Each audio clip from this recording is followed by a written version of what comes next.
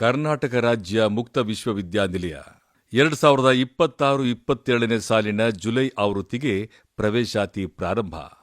PUC ಆದವರಿಗೆ ಪದವಿಗೆ ಪ್ರವೇಶ, ಪದವಿ ಆದವರಿಗೆ ಸ್ನಾತಕೋತ್ತರ ಪದವಿಗೆ ಅವಕಾಶ.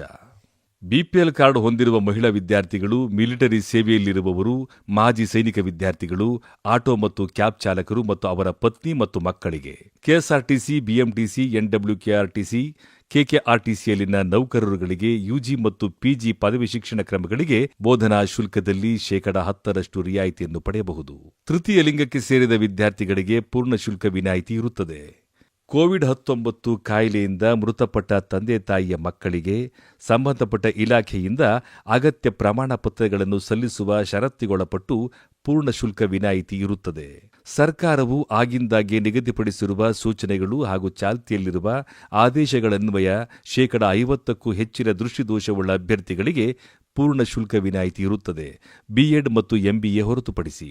ಹೆಚ್ಚಿನ ಮಾಹಿತಿಗಾಗಿ ನಮ್ಮ ವೆಬ್ಸೈಟ್ ಅನ್ನು ಸಂಪರ್ಕಿಸಿ. ನಮ್ಮ ವೆಬ್ಸೈಟ್ನ ವಿಳಾಸ www.ksouMysuru.ac.in.